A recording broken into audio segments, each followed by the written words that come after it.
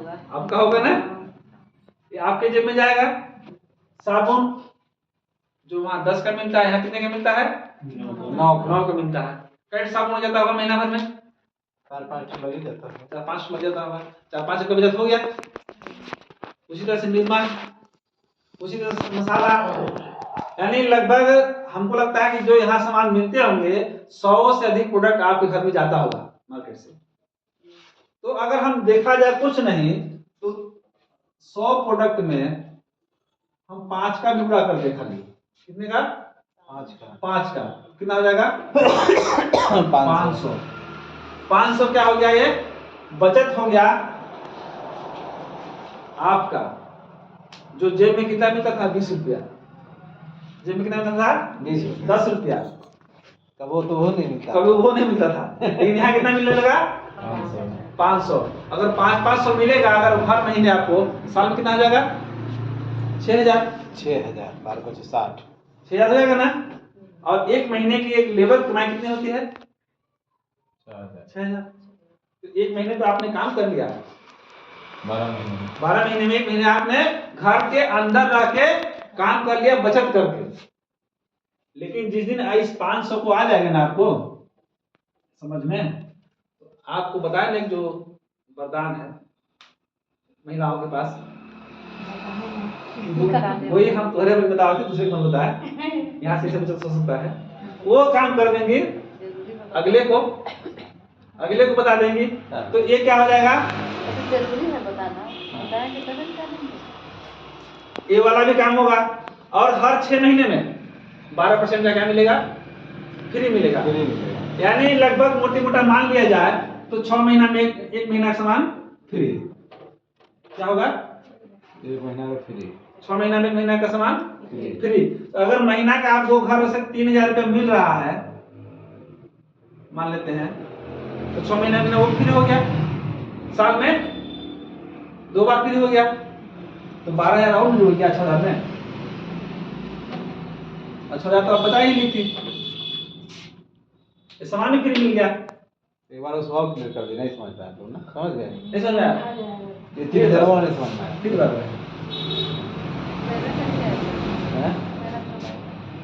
देखिए हमने बताया कि 100 प्रोडक्ट लगभग घर में जाता है, साबुन, तेल, नमक, हल्दी, मिर्च, मसाला जो मोटा मोटा। तो अगर एक प्रोडक्ट पे 5 रुपये भी बचा रही हैं तो 100 प्रोडक्ट में कितना हो जाएगा? 500। साल में कितना हो जाएगा? 6000। ये तो आपको बचत हुआ छूट के रूप में। अगला है कि 12 से 16% सामान प्रोडक्ट फ्री मिलेगा हर 6 महीने के बाद, अगर हमेशा सामान वहां से अपनी दुकान से ले जाएंगे तो एक महीने का सामान अगर हम मोटी मोटा मान लेंगे 3000 रुपये का खर्चा होता है घर में, जो मार्केट का सामान है।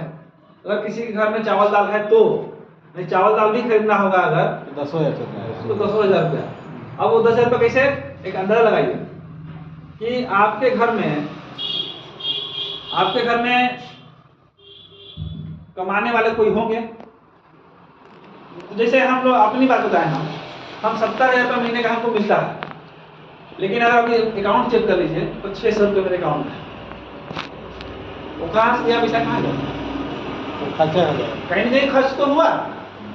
तो उसमें से अगर हम खर्च मान लें केवल इस मार्केट का भी 2-4-5 हजार रुपया हुआ, खर्चा होता जाता है लेकिन मान लेते हैं हम, तो आपके घर में हम मान लेते हैं 3000 का हुआ।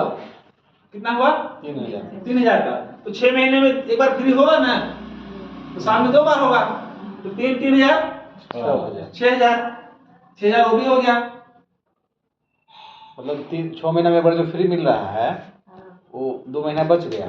तो 2 महीने आपको सामान खरीदना 10 महीने पड़ा। पैसा लगा, 10 महीने पैसा 10 महीने पैसा लगाना आपको, 2 महीने का फ्री हो गया, 12,000 हो गया।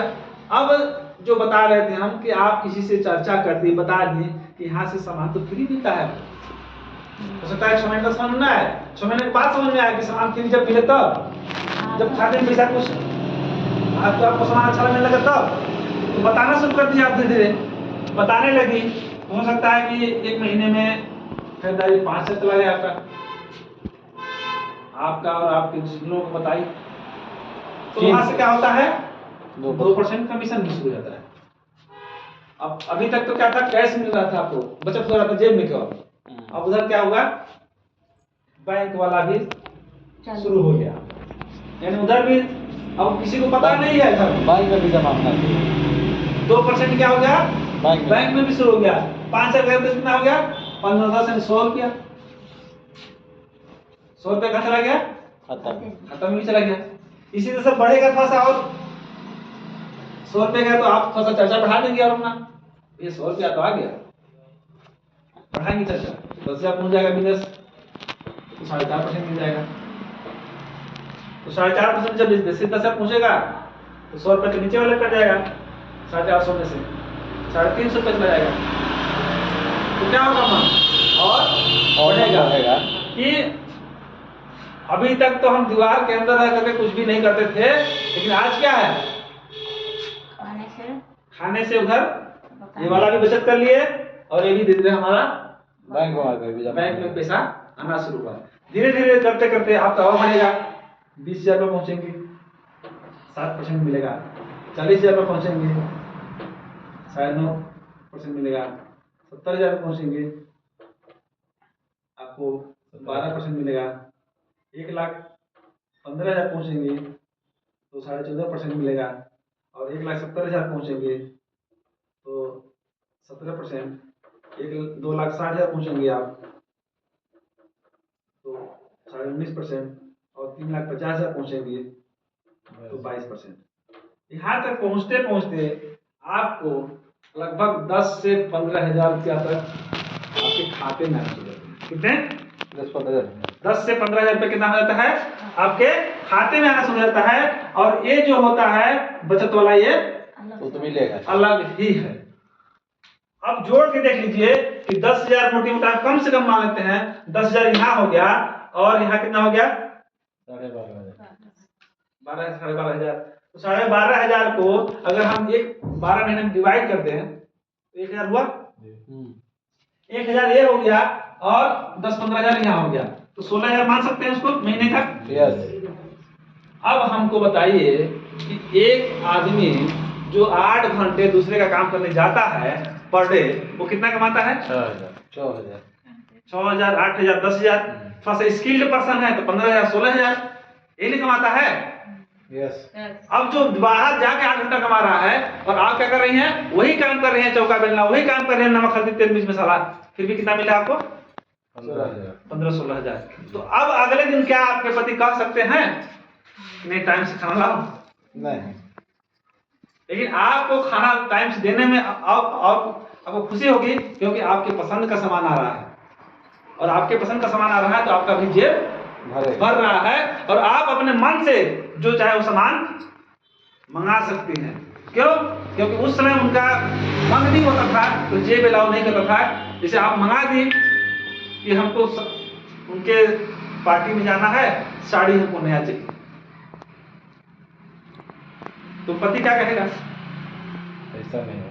तुमको अब ये तो दिलवाए तुमके शादी में तो साड़ी, अब पैसा कहाँ है इतना कि हम तुमको साड़ी दिन में ले आके दे? रोज साड़ी चाहिए, रोज साड़ी ले आके।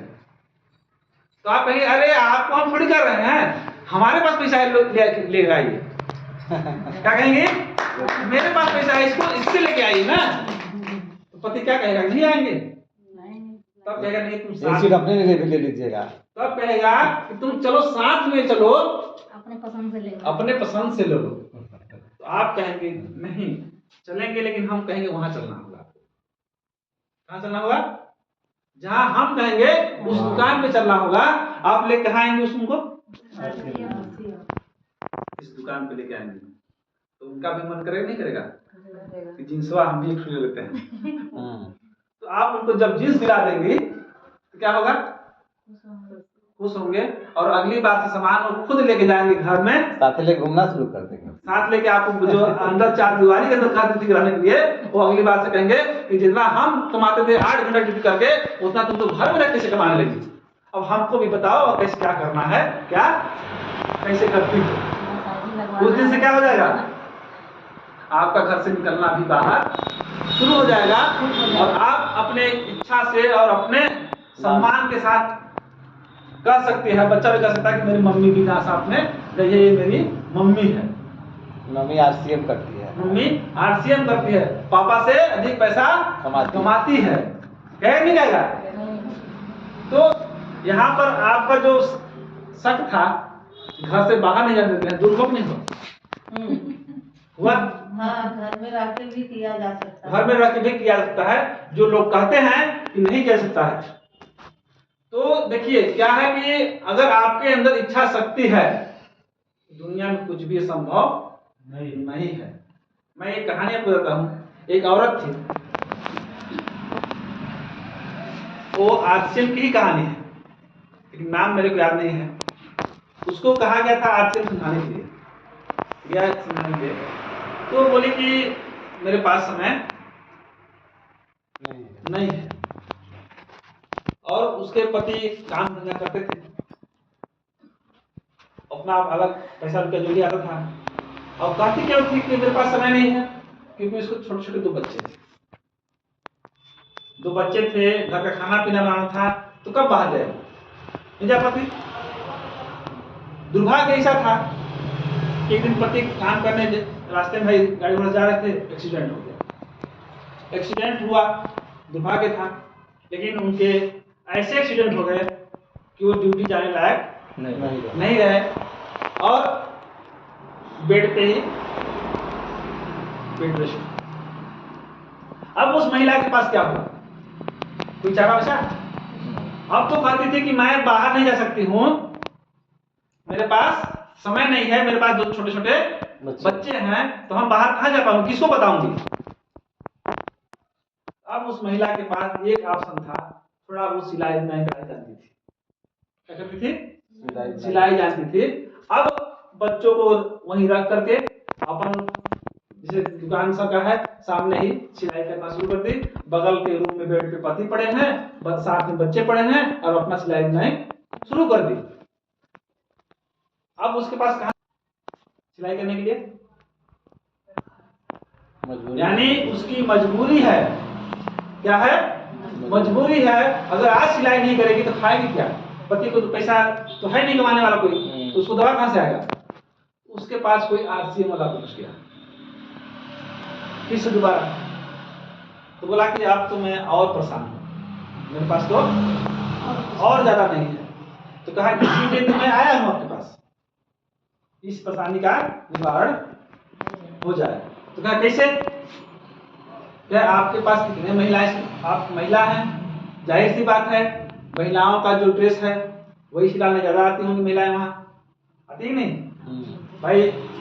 हम देख लीजिए कि अक्सर महिलाओं का जो ड्रेस है, महिलाएं सोचती हैं कि महिला ही टेलर के पास जाए, होता है नहीं होता है? उनके पास जाती थी, उसने बताया कि आप उन महिलाओं को बात करते करते एक आध दिन यहीं पर, जैसे आप लोग आज आई है ना, हमने बोला कि दुकान पे ही, तो आप लोग वो बोले कि यहीं पर बुलाइएगा और आधा घंटा के लिए रोक लीजिएगा, आके हम समझा देंगे, काम हो जाएगा आपका। तो ठीक है, आगे वैसे भी कचहरी करती हैं हमसे, जो महिलाएं खाली रहती हैं यहाँ आके बतियाती हैं, उनसे हम बात कर लेंगे, कैसा सा सुन लेना है, बस आपको सुनवाना ही है।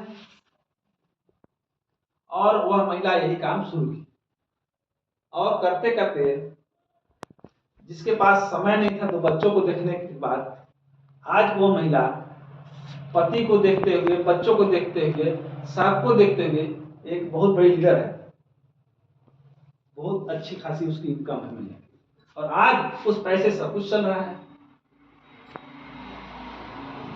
अगर वही सोच पहले अगर बना ली तो क्या होता? और अच्छा होता। लेकिन कहा जाता है कि समय से पहले कुछ नहीं होता है, भगवान की मर्जी के बिना पत्ता भी नहीं हिलता है। ये कहावत है। ये क्या है? कहावत है। आज मैं जब रास्ते में आ रहा था, जैसे ही घर से निकला, बिल्ली रास्ता काट दी, कुछ गड़बड़ लगता होने वाला है। आगे नहीं होता, शुभ भी तो हो सकता है, शुभ भी तो हो सकता है। हमने ये मान के चल दिया, और बहाने होता बनाना तो वापस चले जाते, नहीं आते आज। तो आज नहीं आते तो आप लोगों से भेंट होता नहीं होता। तो हमारा क्या है कि इच्छा शक्ति होना चाहिए, और आप लोगों का इच्छा शक्ति होगा, ये तो आप लोग जानेंगे कि है कि नहीं है। तो ये रहा बचत का तरीका। हमने जो बताया वो केवल बचत बताया। अभी तक आगे और फंसा है, जैसे कि हम लोग जिसके लिए काम कर रहे हैं, कहा जाए कि अभी सभी लोग पढ़ाई लिखाई क्यों करते हैं? पैसा कमाने के लिए, नौकरी के लिए। अधिकतर भारत में क्या है, नौकरी के लिए करते हैं कि अच्छी खासी नौकरी मिल जाए।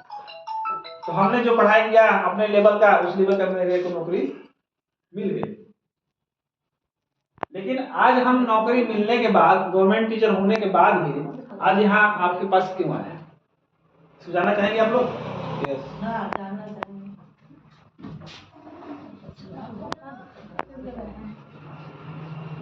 सरकारी नौकरी के बाद भी सर के समय